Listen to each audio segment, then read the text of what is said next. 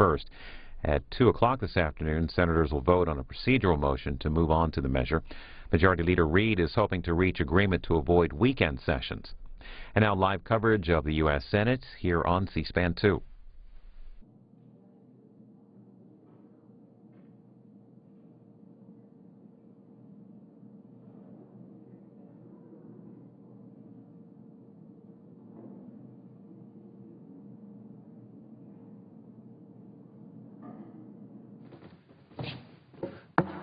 The Senate will come to order. Today's opening prayer will be offered by Reverend Dr. Douglas Gertz, Senior Pastor of the First and Central Presbyterian Church in Wilmington, Delaware. Would you pray with me, please? Holy God, little can be said that doesn't add to the cacophony of prayer that arises from humanity. Surely, from this august chamber, the volume and intensity is at times deafening. Yet these, O God, are servants of the people and of you. And so, like Solomon, we pray, here's what we want. Give us a listening heart so we can lead your people well, discerning the difference between good and evil, for who on their own is capable of leading your good people? Who indeed, O God? Our prayer this morning is quiet and simple. Instill wisdom and compassion, the quest for peace and the drive for justice, the humility to recognize our ignorance and the grace to welcome another's point of view, and the awe of the responsibility conveyed upon us and the gratitude to relish our part in shaping the future. Most of all, let us never think that we travel this road alone, for who is capable on their own of leading your good people? Amen. Please join me in the Pledge of Allegiance to our flag. I pledge allegiance to the flag of the United States of America and to the republic for which it stands, one nation, under God, indivisible, with liberty and justice for all.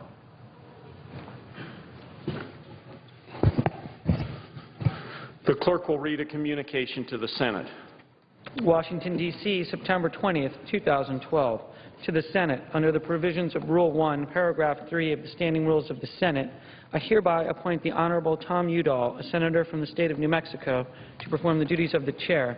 Signed, Daniel K. Inouye, President pro tempore. Majority Leader. I would yield to my friend from Delaware and ask that I be recognized when he finishes his remarks. Senator from Delaware.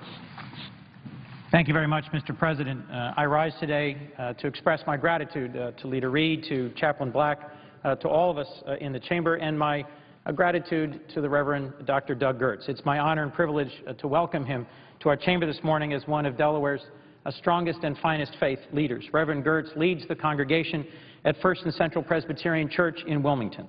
And each time I join with them on Sunday mornings, I'm both uplifted by the stirring music, I'm challenged by his passionate sermons, and I leave engaged for the week, rooted in my faith and moved forward by his words and by his leadership. But Reverend Gertz's leadership extends far beyond the walls of his church and touches those most in need in our community.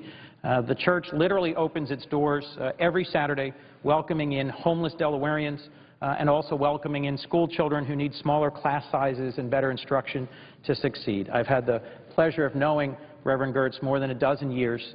In my own service in county government, he chaired our Diversity Commission, and he helped lead the charge for equality and civil unions in Delaware last year. He has made a real and lasting contribution to our community. He and his wonderful wife, Wally, are part of what makes Delaware a great place. And as he shared with us in his prayer, he is exactly the sort of person who, through a listening heart, has become a powerful and effective servant leader of faith in my home community. My thanks to the chaplain for allowing guest chaplains, and my thanks to Reverend Doug Gertz for his friendship, his faith, and his leadership. I yield the floor. Thank you. Mr. President. Majority Leader. The senator from Delaware has been such a great addition to the Senate. He's well respected on both sides of the aisle, and he's a man of spiritual quality. He has, among his other attributes, he has a divinity degree from Yale University, and Without elaborating, I'm just so pleased that he's my friend and he's a member of the United States Senate. Mr. President, the Senate is now considering the motion to proceed to HJRS 117, which is the continuing resolution post-cloture. The next 2 hours will be equally divided between the two leaders or the designees, with the Republicans controlling the first half and the Democrats the second half. At 2 p.m., all post-cloture time will be yielded back, and there will be a roll call vote on the motion to proceed to the continuing resolution. Hope we can reach an agreement on our unfinished business and avoid a weekend session and early part of next week's session. S 3576 is at the desk, due for a second reading. The clerk will read the title of the bill. S 3576, a bill to provide limitations on United States assistance and for other purposes. Mr. President, I would object to any further proceedings with respect to this bill at this time. Objection having been heard, the bill will be placed on the calendar. Mr. President, this month I joined more than 52 million Latinos in Nevada and across the country to celebrate Hispanic Heritage Month.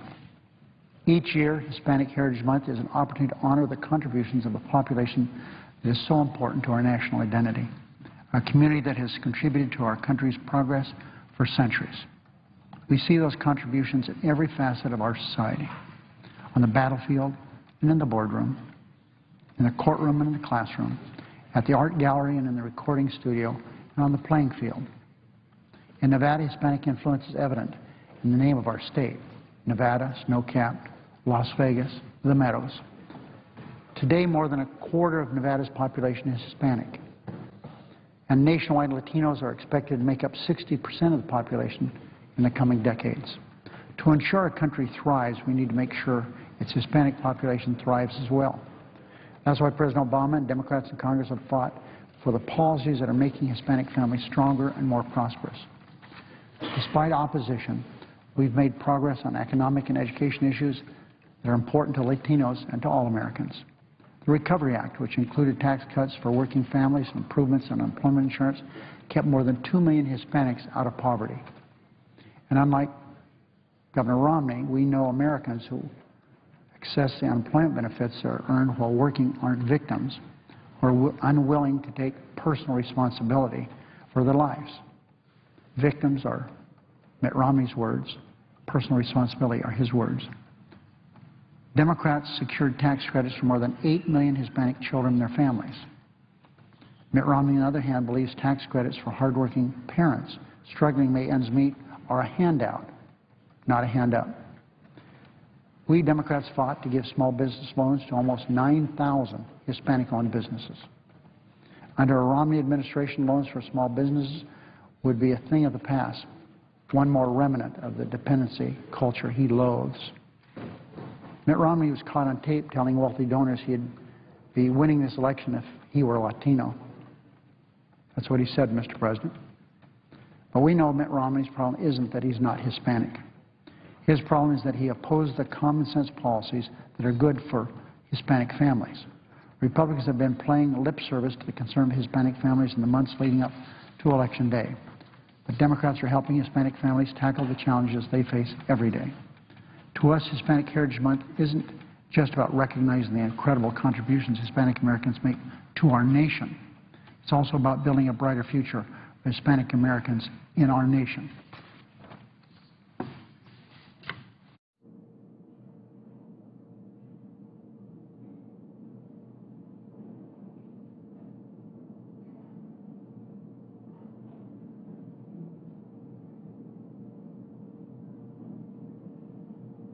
Mr. President. The Republican leader is recognized.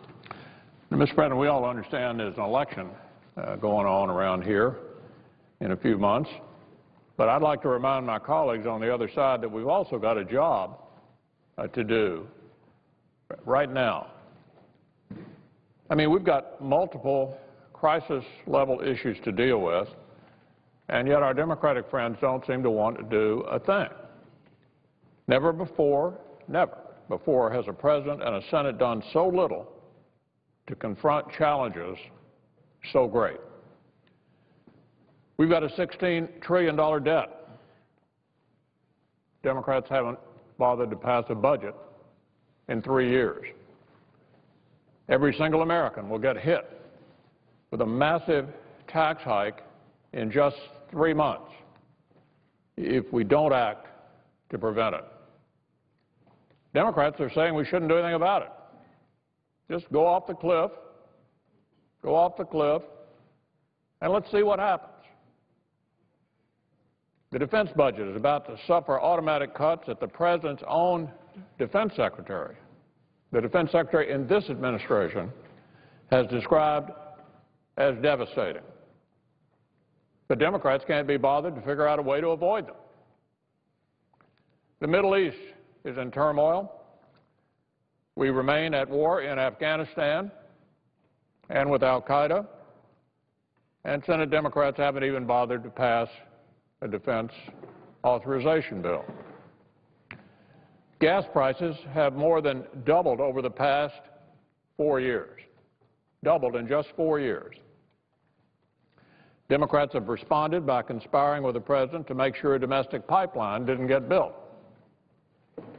Just let the debt grow, let taxes go up, let the defense cuts stand, let gas prices get higher and higher. Don't pass a budget. Don't pass any spending bills. Don't do anything that involves making tough choices. Just sit around and kill time in the hopes that the voters will focus on the other guys instead. Look, our constituents didn't send us here to watch the clock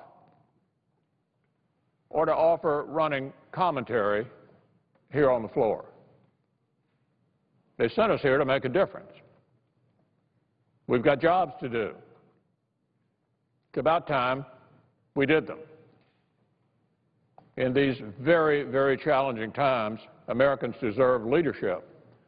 Never before have a president and a Senate majority party done so little when our challenges were so great. There's no excuse for it.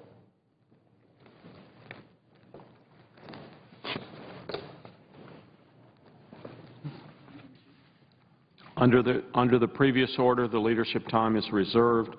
Under the previous order, the next 2 hours shall be equally divided and controlled between the two leaders or their designees, with the Republicans controlling the first half of the time.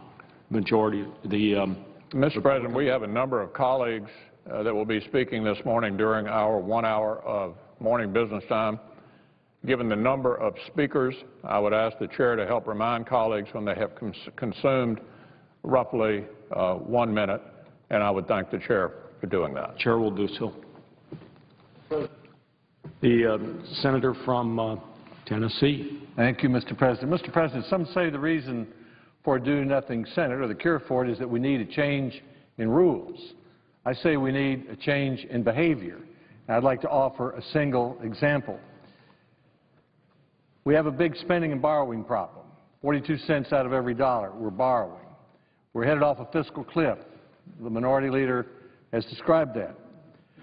The Australian foreign minister has said that the United States of America is one budget deal away from restoring its global preeminence, so you would think we would have a budget. And then you would think we would deal with the appropriations bills, which are the basic work of the Senate. I and others on both sides of the aisle came to the floor earlier this year to compliment the majority and minority leader for their decision to bring all 12 appropriations bills to the floor. The committee did its work. 11 of the 12 have been reported to the floor. The House did its work. 11 of the 12 were reported to the floor and 6 were passed, but the majority leader said we're not going to consider any appropriations bills. No appropriations bills.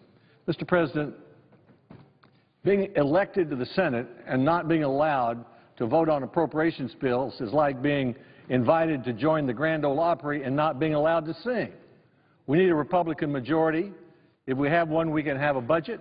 And if we have one, we will bring appropriations bills to the floor. We will debate them, we will amend them, we will vote on them, and we will do our jobs. Thank you, Mr. President. Mr. President. Senator from South Dakota. Mr. President, there's no question that the premier issue for most Americans is jobs and the economy. It's the issue that's on the minds of all Americans. They're pocketbook issues that impact middle-class Americans all across this country. For the past 3.5 years, the President and the Democrats here in the Senate have failed to provide the leadership that America needs to make a stronger middle class. Middle-class Americans continue to face bleak economic picture on this President's watch.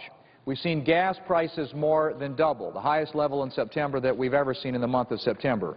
Middle-class income is down by nearly $4,000 since the President took office. And just this last week, the Kaiser Foundation family study came out, and worker health insurance costs have increased by 29% since the President took office. The President promised to lower health care costs by $2,500 per family. Instead, average family premiums have increased by over $3,000 since he took office. Republicans have solutions to grow the economy and to help the middle class, strengthen the middle class. Mr. President, we support common sense solutions like increasing domestic energy, reforming our tax code, and stopping the job-killing regulations that are killing our small businesses. We hope to have the opportunity to work on those solutions for America's future. Mr. President. Senator from Wyoming.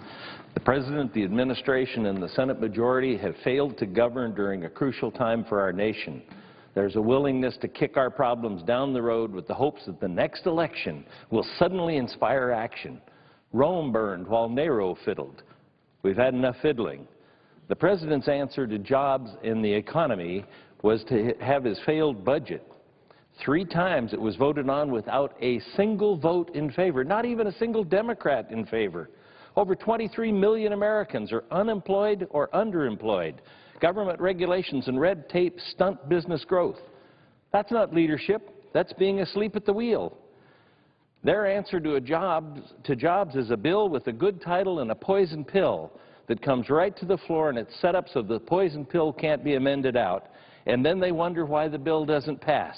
That's politics. That's not legislating. What's their plan for America? We've yet to see one. Lack of a budget shows they don't have a plan, and inaction remains the status quo. Republicans are prepared to lead today and in the future. I yield the floor. Mr. President. Senator from Maine. Mr. President, when I talk to employers in my state about what Washington could do to get people back to work, they inevitably point to the flood of excessive regulation as a major barrier. Many of us have offered proposals to reform the regulatory process. Even the President's own Jobs Council has put forth ideas like strengthening the cost-benefit analysis. This just makes common sense. But regrettably, the Senate has failed to act. Meanwhile, the burden of federal regulation grows ever larger. Right now, federal agencies are at work on 2,700 new rules. These rules will go on top of a pile of regulations measuring millions of pages.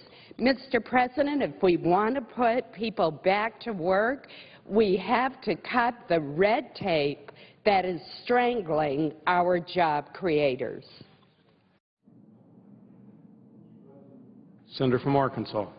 Thank you, Mr. President. If you look at any objective measurement, whether it's unemployment numbers, gas prices, middle-class income, college tuition, manufacturing production, home values, and the list goes on, we are clearly not headed in the right direction. So what's the cause of this? The primary cause is lack of leadership coming from the administration and from the leadership in the Senate. The administration's policies have led to the worst recovery since World War II. Over 23 million people are unemployed, underemployed. One of the main reasons that we can't find work in this is the economic uncertainty Washington has created, stopping the hiring process. Our businesses are frozen. As a former small business owner, I understand firsthand how economic uncertainty hampers business growth. If you don't know what your taxes are going to be, if you don't know what your energy costs are going to be, if you don't know what your health care costs are going to be, the last thing in the world you're going to do is hire a bunch of people. Thank you, Mr. President. Mr. President. Senator from Missouri. Mr. President, the number one job of this Congress domestically should have been more private sector jobs. The President's long-held view of redistribution as a goal for the government is not going to accomplish that. What's going to accomplish that is more opportunity, more independence, as my friend from Arkansas just said, more certainty, more American energy. These problems are big, Mr. President, but they're not necessarily that complicated. We just have to have the willpower to deal with them. This Congress has not done that. This Senate, more importantly, has not done that. The House has passed bills. The House has passed a budget. The House has passed appropriations bills. The House has passed bills to get regulation under control. The Senate hasn't, Mr. President, and I hope when we get back here, we should stay and do those things, but when we get back, we need to be focused on the number one job for the country today, which is more American jobs. Senator from South Carolina. President Obama, when you took office almost 4 years ago, you promised to create jobs and to reduce our deficit. Yet 4 years later, we have fewer Americans working than in the last 30 years, and we have historic debt and deficits. Now you say raising taxes will solve our problems. But those who create jobs disagree. Yesterday, a businessman from South Carolina came to Washington to present a very simple proposition. He had built this business from his garage to 150 workers, putting every dime he could back into his business. His plan was to add 25 workers next year if we keep taxes the same, but to do nothing if we follow your plan to raise taxes. Mr. President, if you really want to create jobs, help our economy, and reduce our deficit, stop threatening to raise taxes. Mr. President. Senator from Ohio. Mr. President, we just heard from a number of my colleagues about issues with our jobs and economy. We've heard about the $16 trillion debt, unemployment over 8% for over 43 months, unprecedented problems. We've learned again, a lesson we've learned time and time again in America, you can't tax, regulate your way to prosperity. And Republicans in the Senate have provided an alternative. This is the Republican Senate Jobs Plan. All 47 Republican senators have supported it. We've introduced legislation that incorporates these ideas, and yet we haven't gotten a hearing on the Senate floor. Pretty simple. We believe that we ought to live within our means. Fiscal discipline is part of getting the economy back on track. Reforming the tax code to spur economic growth. We know we can create millions of new jobs in this country by getting the tax code straightened out. The economic situation will not be improved in this country until we deal with regulatory relief. Colleagues have talked about that. A more competitive workforce, changing the worker retraining program in this country, improving education to have a competitive workforce, increasing exports to create more jobs, but also to level the playing field, powering America's economy by using the energy in the ground in America, and finally, common sense approaches to health care to get the costs down. These are the solutions that Republicans have offered that have not gotten a fair hearing on this floor for us to begin to turn this economy around and get America back on track. Mr. President. Senator from Utah. Mr. President, today I join my colleagues in expressing my disappointment in President Obama and his failure to provide real leadership when our nation needed it the most. While his failures can be observed across the board when it comes to taxes and the impending fiscal cliff, the President has put our entire economy in jeopardy in order to serve his own political interests. At the end of this year, the bipartisan tax relief signed into law not only by President Bush but by President Obama as well is set to expire. Virtually every taxpayer in America will see their taxes go up if Congress and the President do not act to steer us away from this fiscal cliff. Objective analysts, including the CBO, have stated that if we were to let the tax relief expire under current economic conditions, it would likely lead to another recession. Yet rather than working with the Republicans to extend the tax relief and to aid our recovery, the President has once again sought to divide the American people by using the top marginal tax rate as a political football.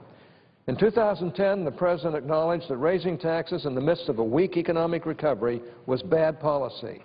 That is why at that time he signed into law a full extension of the 2001 and 2003 tax relief. Aside from the fact that the economy is in worse shape now than it was then, the only thing that's changed between 2010 and 2012 is that the President is now facing the voters. and that means appealing to his base, which is committed to raising taxes. The President has put class warfare and his own political future ahead of the immediate and long-term interests of our economy. This is the high-water mark of failed leadership for this administration. Our country is at a moment of deep economic uncertainty, and America's citizens and taxpayers deserve more than the President's decision to prioritize electoral politics over sound fiscal policy. Mr. President, Senator from Alabama. as the chairs of the Debt Commission, Simpson and Bowl told the Budget Committee, this nation has never faced a more predictable financial crisis. I would say that this nation has never faced a more difficult financial challenge. We have deep systemic demographic problems. They need to be addressed. Yet today marks the 1,240th day and since the Democratic leadership in the Senate adopted a budget. For 3 years, in a time of financial crisis, the Senate's Democratic majority has failed to comply with the United States Code that requires us to bring up a budget and bring it to the floor of the United States Senate. Politico observed in May 15th that Democratic leaders have defiantly refused to lay out their own vision for how to deal with the federal debt and spending. I believe that is a colossal failure of leadership, a failure of fundamental responsibility, and puts them in a position of, in my opinion, of being unable to ask to be returned to leadership in this Senate. Mr. President. Senator from Texas. Mr. President, the distinguished ranking member of the Budget Committee pointed out it's been more than 3 years since the democratically controlled Senate has passed a budget. That should be a national scandal. During the same time, we've considered the President's proposed budgets, which have been voted down unanimously. That is, Republicans and Democrats both realize that the President's proposed budgets are unserious attempts to solve some of our most serious challenges. The President couldn't get a single vote from his own political party for his own plan, a plan because it does not include serious efforts to preserve and protect Social Security and Medicare and put us on a sound fiscal path without job-killing tax increases. When Republicans regain the majority in the Senate, we will pass a budget, we will reduce the deficit, we will tackle our long-term debt, and we will help grow the American economy by getting our boot off the neck of the small businesses and job creators in our country. Mr. President. Senator from Tennessee. This year we will spend over $3.5 trillion, 60% of which is taxpayer money, 40% is borrowed. Over the next 10 years, we will spend $45 trillion. We haven't had a budget in this body for 1,240 days. Not only is this dysfunctional, and America looks at us as a dysfunctional body, it is an embarrassment. The fact is that we are one fiscal reform package away from being able to focus on being a great nation again, and yet many around the world look at us as a nation in decline, which affects everything from people hiring and producing jobs in this country to the activities that we see overseas as it relates to our foreign relations. What we need in this nation is new leadership in November that has the courage and the will to address the most major issue this nation faces, which is fiscal reform. And with that, we'll put this malaise in the rearview mirror and again be able to focus on being a great nation. Mr. President. Senator from Georgia. Mr. President, for 3 consecutive fiscal years, the leadership of the United States Senate Majority Party has consciously decided not to bring a budget to the floor of the United States Senate. And you know what the result has been? We spent $10.6 trillion, increased our debt over $4 trillion, while the American people have cut their debt, cut their spending, and got their house in order during our worst recession since the Great Depression. It's time the leadership of the Senate took a lesson from the American people. Let's get back to the business of America. Let's get a budget to the floor. Let's balance our budget. Mr. President. Senator from Nebraska. Mr. President, think about it. $5 trillion of new debt under this president. So when he submits a budget plan, what happens to it? On the floor of the Senate, the president's budget plan did not get a single vote. No Republican, no Democrat, no independent supported the president. What happened on the House side? the same identical thing. No Republican, no Democrat, no independent supported the president's plan. Many are working on this. Simpson Bowles is a good example. Many of my colleagues have been working to find a way forward on our budget issues. And what happens on the floor of the Senate? No budget. 4 years, no budget. When Republicans come to the majority, we will pass a budget. We will work to balance our budget. That is where we are headed. Mr. President. Senator from Wisconsin. Mr. President, on September 30th, 1987, our total federal debt stood at $2.3 trillion. It took us 200 years as a nation to incur $2.3 trillion in debt. Last year, with the debt ceiling debate, we increased our debt limit by a little more than $2 trillion. We will blow through that limit in less than 2 years. Mr. President, the President of the United States has put forward 4 budgets. He has yet to submit any proposal to save either Social Security or Medicare. We are facing the most predictable financial crisis in our nation, and our President refuses to lead. This Senate refuses to lead. America hungers for leadership. Mr. President. Senator from Utah. Mr. President, it's bad enough that the Senate leadership, led by the Democrats, has not passed a budget in 3.5 years. What's even worse than that is the fact that they haven't offered a budget this Congress.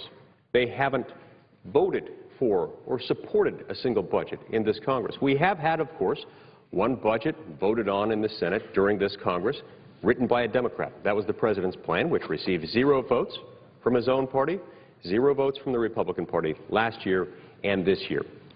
If we are able to come to the table, if we are to come to a compromise, we have to have offers on both sides. We have to have a plan on both sides.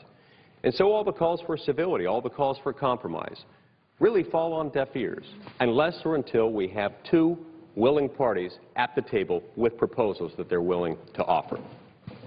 Mr. President. Senator from Arizona. Mr. President, the American people are asking 2 big questions. Why has the Senate not acted to stop the $4.5 trillion tax hike that will occur on January 1st unless we act? And second, why has the Senate not voted to replace the across-the-board defense cuts that will devastate our national security? The unfortunate answer is because Senate Democrats and the Obama administration are too afraid to tackle, let alone vote on, the tough issues in an election year. For Americans outside the Beltway, the consequences are very serious. The Congressional Budget Office tells us that failure to avoid this fiscal cliff will shrink the economy next year and push unemployment above 9%. That means 2 million jobs will be lost and we'll be back in recession. The House has acted. Election year or not, there's no excuse for the Senate not to follow the House's action, its lead in acting to avoid the job-killing consequences of this fiscal cliff. President? Senator from Maine. Yeah, it's astounding to me, Mr. President, that after putting the nation through the self-inflicted travesty of last year's debt ceiling debacle, that we're facing another manufactured crisis this year with a fiscal cliff that never would have existed if the Senate had remained in session, had fewer recesses, and maximized every legislative day based on the job that we were elected to do, as I have argued virtually throughout this entire Congress.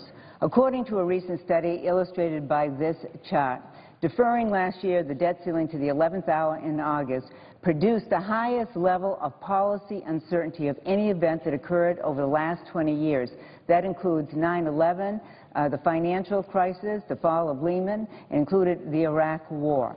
We now have heard from CBO and as well as the Fed Chairman Bernanke, who have indicated we could trigger a recession next year if we fail to address the fiscal cliff. Yet here we are in the United States Senate in September, scheduled to adjourn sometime this week for nearly 2 months after just returning from a 5-week break. When I was running for re-election in 2000, when the Republicans were in the majority, we had our last vote on November 1st, didn't adjourn until November 3rd, a few days before the election. I call on the Majority Leader to continue to have us remain in session to lay the groundwork for the bipartisan solutions on these monumental issues. I've urged him in a letter that I sent last April because it's absolutely pivotal for this country. If we had the policy uncertainty of 2006, we would have 2.5 million more jobs in America today. The Senate has wasted 2 years, 2 precious years in the life of America with intransigence and inaction. America deserves better. Mr. President. Senator from Oklahoma. The problems in front of our country are not unsolvable. Matter of fact, every one of them solvable. Our country has a history of doing hard things.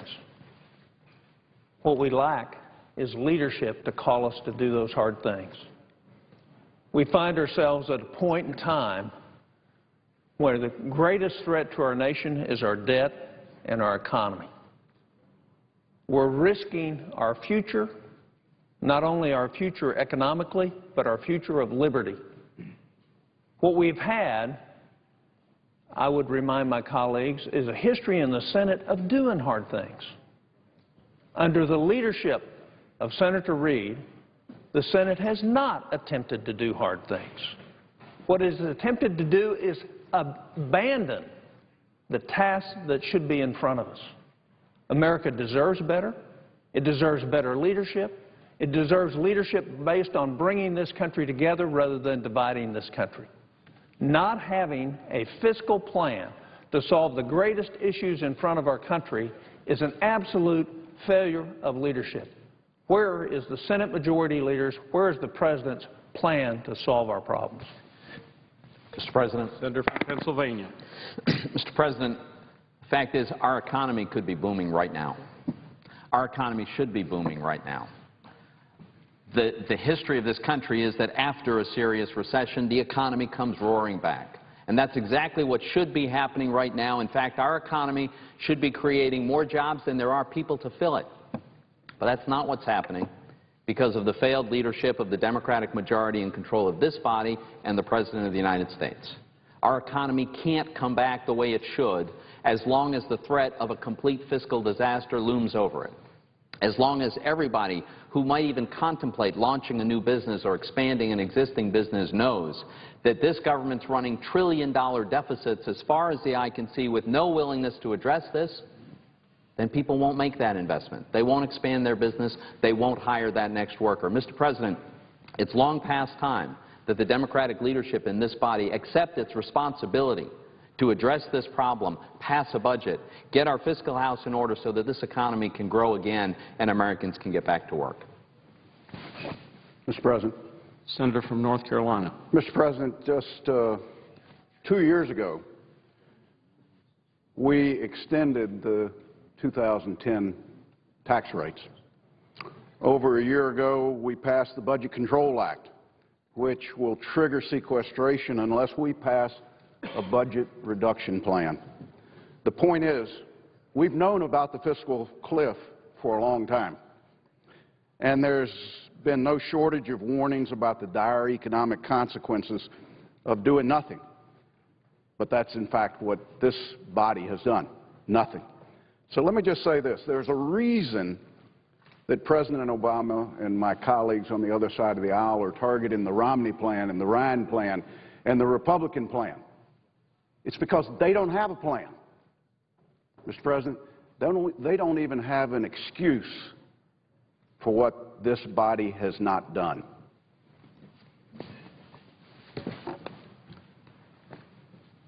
Mr. President. Senator from Kansas. Mr. President, thank you. You know, we talk about plans and budgets, and the reality is that these bigger concepts that we discuss in our nation's capital have real consequences on the everyday lives of Americans. I spoke just a few weeks ago to a Rotary Club in Junction City, Kansas, and the local CPA is in the audience, and we go to questions and answers, and he says, Senator, I just have a simple question, an easy question for you. This is a softball. What's the estate tax rate going to be next year?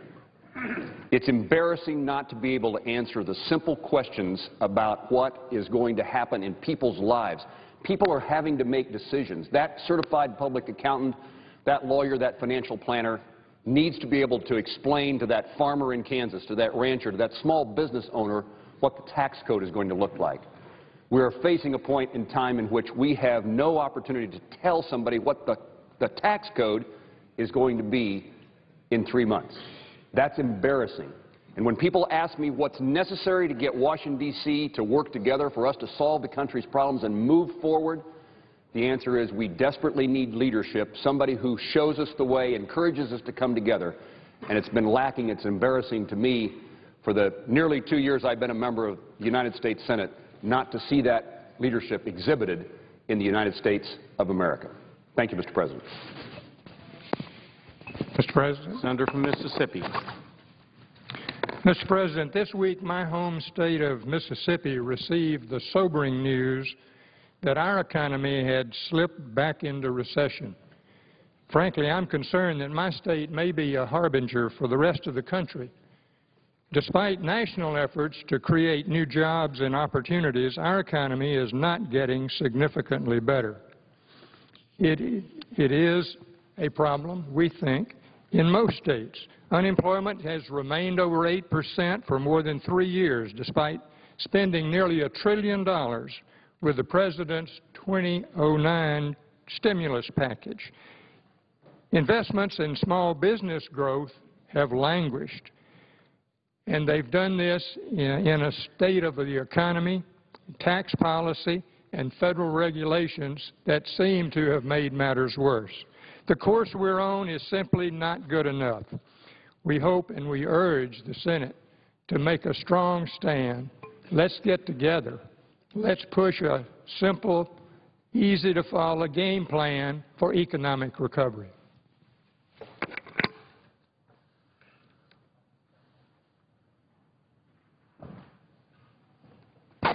Mr. President. Senator from Arizona. Mr. President, last night I came to the floor to object to a one-hour debate on a measure that would have had draconian effects on our relations with countries in the Middle East, and I am not opposed to that measure or debating it, but I said that I thought it would be important to have an amendment. The Majority Leader of the United States Senate said the day of amendments here is over. The Majority Leader of the United States Senate said the day of amendments in this body are over. Is there a more telling description of how this body has deteriorated and degenerated over the years? I see my friend from Maine here. It's a far cry from the day we first came, when other majority leaders would allow debate, amendments, and carry out the functions that the people ask us to, and that is with vigorous debate and discussion. The day of amendments in this body are over. And so, as we debated a bill for Veterans Job Program, of which 6 are already existing, the Majority Leader, for the first time in 50 years, for the first time in 50 years in this body, we have not taken up the defense authorization bill. We're in a war. We continue to have attacks on American citizens. Americans' national security is at risk, and we can't even do enough for the men and women who are serving to pass legislation that is so vital to their future and their ability to defend this nation. It's shameful.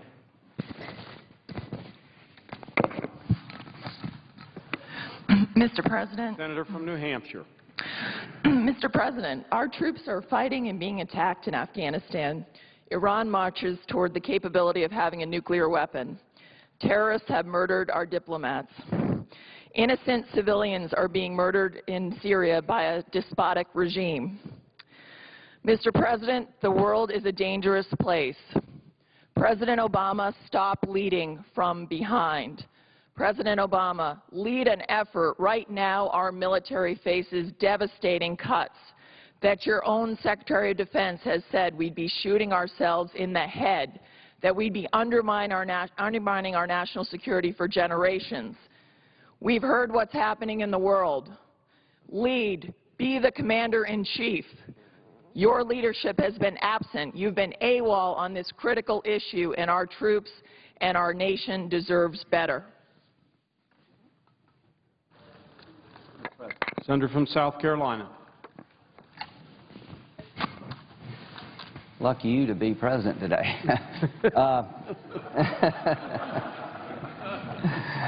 We live in interesting times. You can receive the Nobel Peace Prize for not being somebody else. 4 years later, almost, after the Nobel Peace Prize has been awarded, where do we stand as a nation? In case you haven't heard, bin Laden's dead. That's good. That's a great accomplishment. The president should take pride in that. We should all celebrate the death of that evil man. But that's not a foreign policy. Is anybody deterred from attacking America's interest in the Mideast because bin Laden's dead? Has anybody said, I better not go over the wall of the embassy in Egypt, you know, we killed bin Laden? There is no coherent foreign policy at a time when we need one.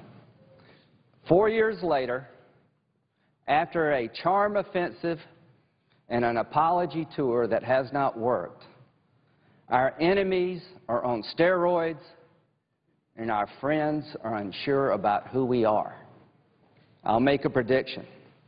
If this continues, the world is going to devolve into chaos, because at a time you need to be certain we're unsure, and the Iranians are not taking anything we say seriously, and the Russians and the Chinese have corrupted the UN. So much for restarting.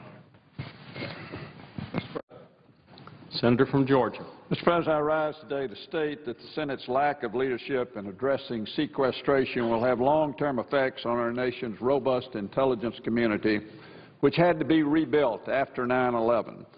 These budget cuts will make it very difficult for the intelligence community to keep Americans safe in future years. Mr. President, America hungers for leadership, and unfortunately the United States Senate lacks leadership from the majority on these issues that affect the safety of all Americans. Mr. President. Senator from Kansas.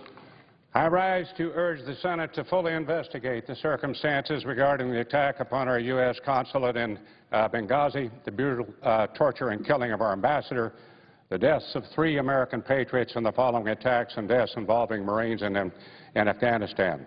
Americans are watching a conflagration of an estimated 500,000 jihadists in over 30 countries, burning portraits of our president, American flags, and threatening attacks upon our consulates and embassies while shouting death to America. No, Mr. President and my colleagues, the war against terrorism is not over.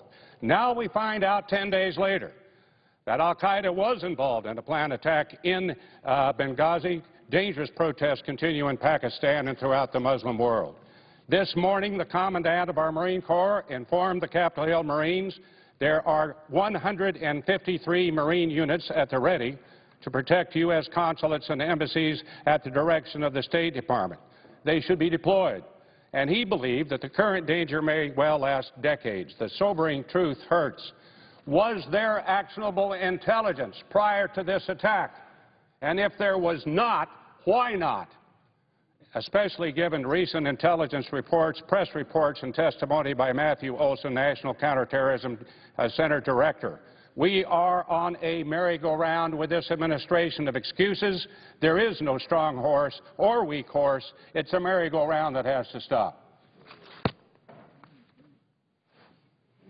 President. Senator from Idaho. Mr. President, today we've heard a lot about the financial condition of this country, and certainly it's on the foremost minds of everyone. It's on the forefront. But in addition to this, there are national security issues in the world, and unfortunately they've been pushed to the back page because of the condition of this country. But I want to talk for a minute about the national security of the United States of America. It is something that we need to focus on no matter what is happening domestically. And I want to focus on one small part of that. Certainly we have issues going on in 30 different countries. A number of those have our embassies under siege. We've had an ambassador killed in recent weeks. This is a foreign policy that is in shambles. In the Middle East, it is a foreign policy of apology. It is a foreign policy of appeasement. It is a foreign policy of dithering and looking the other way. This cannot go on. Iran continues down a course which is going to force a confrontation with Israel. Israel is the most reliable ally America has, certainly in the region and perhaps in the world. They need a president who will stand up and be clear and be firm about what is going to happen if Iran keeps down the road that it is going. That is not happening. It needs to happen. We need to change foreign policy from a policy of apology to a policy of leadership. Thank you, Mr. President. Mr. President. Senator from Alaska. Mr. President, the events of this past week are a very clear and direct reminder to us of the need to choose to end our nation's dependence on imported oil. And I will remind my colleagues, this is our choice here. It is within our power to free ourselves from reliance on OPEC oil. This past few months, I've had an opportunity to visit our oil resources in the Gulf of Mexico, in North Dakota with the Bakken Shale, up in Alaska with the offshore as well as ANWR, and National Petroleum Reserve out in the Marcellus Shale. Mr. President, we've learned one thing for sure. There is no scarcity of resource here in this country. Technological breakthroughs allow us to access these resources in a safe and a reliable manner. This administration may talk a good game on oil production, but words and actions are entirely different. Our problems result from a federal government that has actions and inactions that indefinitely delay, if not prohibit in many cases, access to our energy resources. Mr. President, we are not running out of energy. What we're running out of are excuses for continued reliance on OPEC. Mr. President. Senator from Wyoming. Mr. President, just yesterday, the White House went out and applauded the fact that Saudi Arabia is creating more and producing more oil. The President goes to Brazil and he tells the President of Brazil, we want to be your #1 customer. This is at the same time that this White House is blocking American energy projects and American energy jobs. Held hostage by environmental extremists, this President continues to block and cause people to lose jobs in the United States. Earlier this week, the number 3 coal producer in the country has announced the layoff of 1,200 workers. So not only are Americans who are working in energy losing their jobs, the President's policies continue to block new jobs from being created. The President continues to stand in blockade of the Keystone XL pipeline, which would bring about thousands of family-paying wage jobs. Yet the President says no. And then Harry Reid, the majority leader, stands at that desk and he blocks over a dozen bills passed by the House of Representatives that are good American energy jobs that will put people back to work. Republicans here stand ready to produce more American energy, which will put people back to work, will stimulate our economy, and will help lower energy costs for American families. The American people deserve better than they're getting from the Democratic majority in the Senate and from the Democrat President of the United States. Mr. President. Senator from Louisiana. Mr. President, today the price of gasoline at the pump is double what it was 4 years ago. The majority in this Senate have done nothing to address that problem, and this administration has done nothing to address that problem. In fact, we're moving in the wrong direction. The President's 5-year lease plan for offshore leases is half of what the previous plan was. Production in the Gulf is down following his imposed moratorium, and it's beginning to go further down. It's gone from 1.55 million barrels a day in 2010 to 1.32 in 2011, and it's still headed down to 1.23 in this year. 2 years before the moratorium, the Energy Information Administration, where all these numbers come from, said it would be 1.76 million barrels a day this year.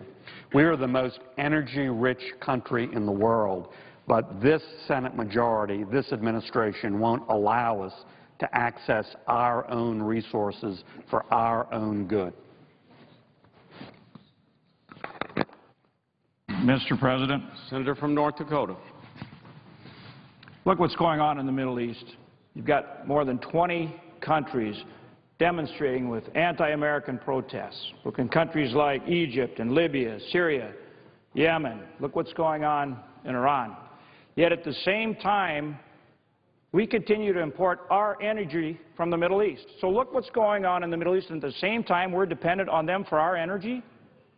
When we can produce that energy right here at home, when we can work with our closest friend and ally in the world, Canada, when we can create American jobs, look, this is an opportunity.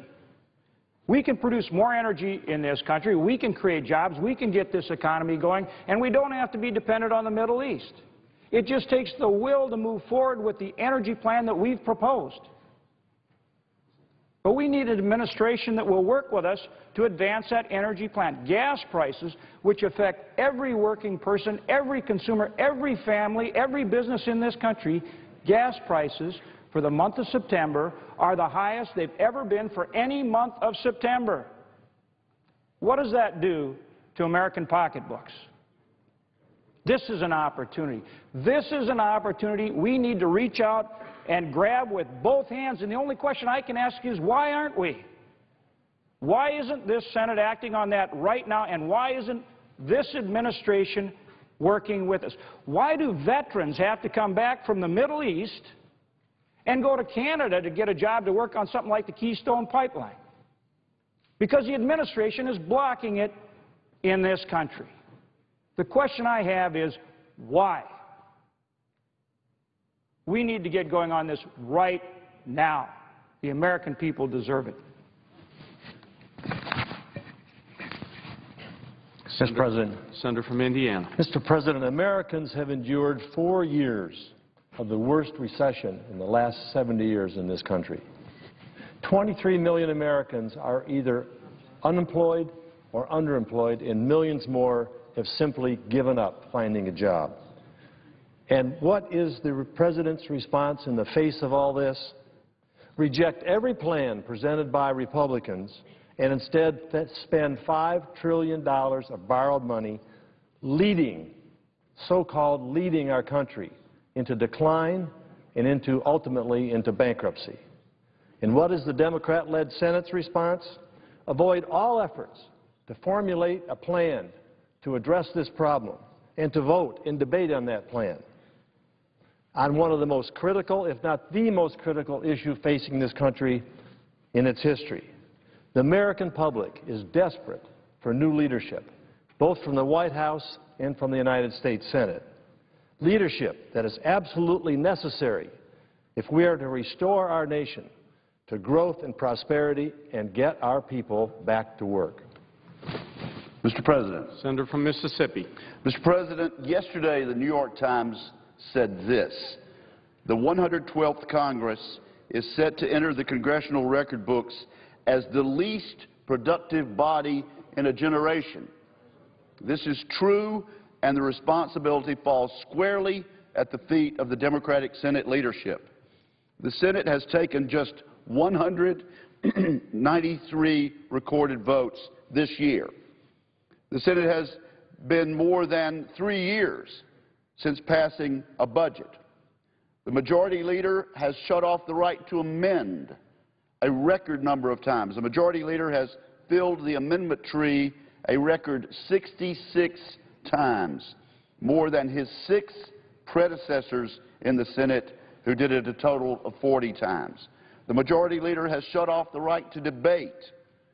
He calls up a bill, he files cloture on it, and then he has the audacity to call that a filibuster. In short, the Democrats have failed to pass a budget, have failed to do a single appropriation bill, and have failed to consider a defense authorization bill when we have troops in harm's way. Americans need new leadership. Mr. President. Republican leader.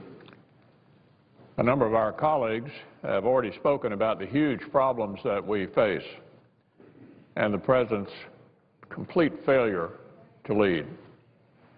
We've got a $16 trillion debt, millions out of work, the biggest tax hike in history looming, and our military faces crippling across-the-board cuts.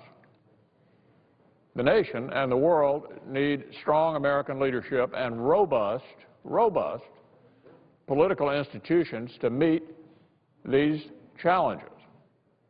But the President, with a lot of help from the Democrat-controlled Senate, has deliberately chosen inaction. Why? Because over the past 2 years, the Democratic Senate has seen itself as an extension of the President's re-election campaign rather than a forum for solving the nation's problems. Everything it's done and hasn't done is meant to help the President, not the American people. So our problems have only gotten worse, and the Senate has, of course, completely broken down as an institution, as described by the senator from Mississippi. Democrats haven't passed a budget in more than 3 years, despite the fact that, as Senator Sessions pointed out, the law literally requires it. It doesn't say don't pass a budget if it's hard, don't pass a budget if you have to negotiate with the House, you don't have to cast a budget if you have to vote.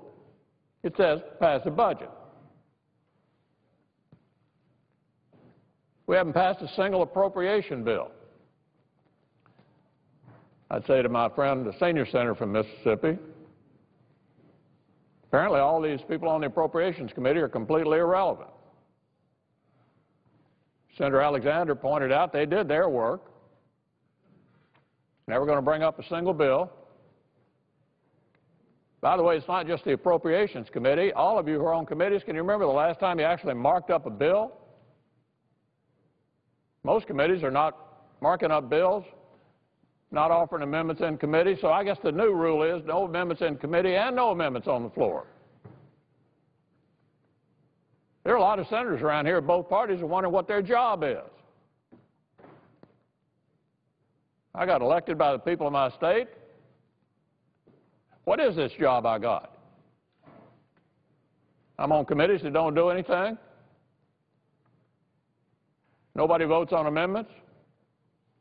All the legislation we have, if we have any, is written in the Majority Leader's office. And Senator Isaacson, I think it was, pointed out, or was Senator Enzi, that all we do is vote on bills that have fancy titles and a poison pill. And, of course, there's only one vote. Because, you know, if you get on the bill, there won't be any amendments. So there are a whole lot of members, I'd say, Mr. President, wondering why they're here. They fought hard for these jobs, defeated intelligent, well-funded opponents, got here all ready to go to work, and nothing happened. Not just 1 week, or a month, or 6 months, 2 years. 2 years. Senator McCain pointed out no defense authorization bill. We've managed to get around to doing that, no matter what our differences were, for a half a century. A half a century.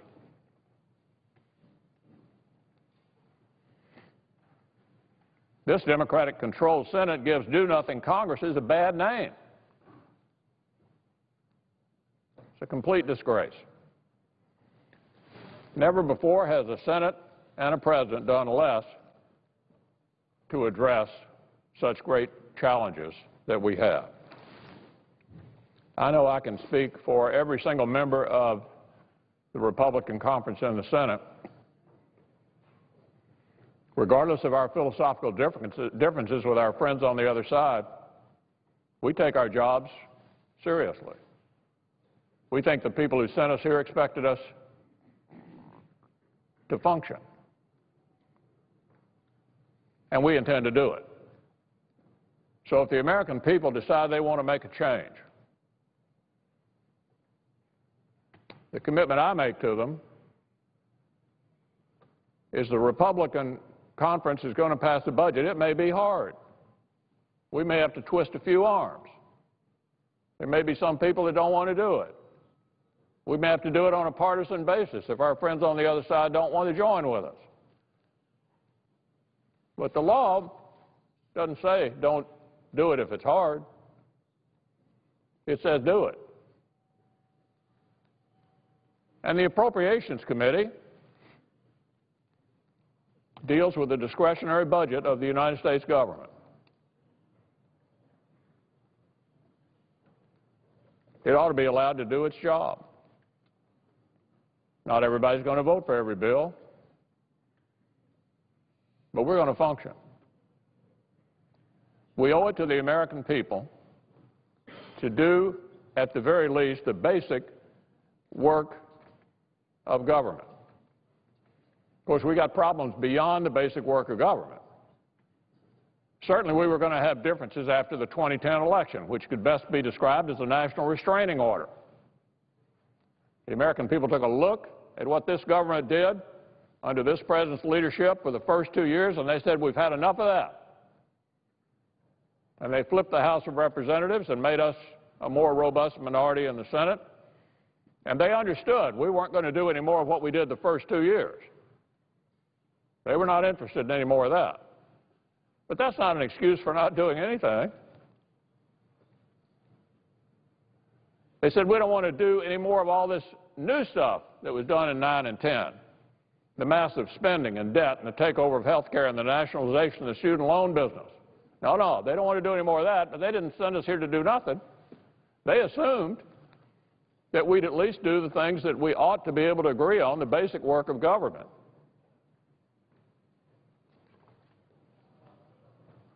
It's embarrassing. It's embarrassing. For the sake of this institution and for the sake of our country,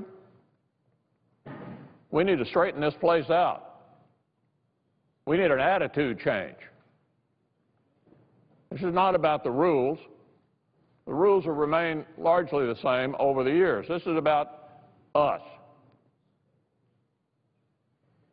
And this problem can be fixed. All we have to do is decide to operate differently.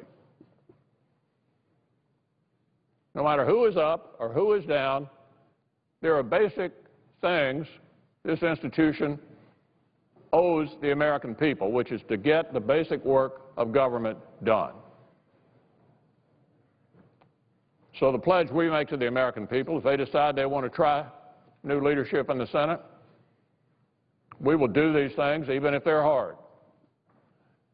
And beyond the basic things, let me say to our friends on the other side, we've got big problems that we're never going to be able to solve without some bipartisan commitment to do it. We're drowning in a sea of debt. We know we cannot save this country unless we make the entitlement programs fit the demographics of our country. We got a lot of other problems. We've got taxes, we've got sequester, but the way I tend to think of that is that's the chairs on the Titanic. You can rearrange the chairs, you can figure out the tax problem, figure out the sequester problem, but the ship's still going down unless we make our entitlement programs meet and fit the demographics of our country. We probably won't be able to do that one party only. It's time for some statesmen to show up. You know, we've had an election every 2 years since 1788, right on schedule. At any point in American history, people could have said, oh, we can't do that. There's an election coming up. There's always an election coming up in America. That's what we do. The fact that we have an election coming up is not an excuse for not tackling the tough problems. So no matter what the American people decide this November, no matter what they decide, the problems are there.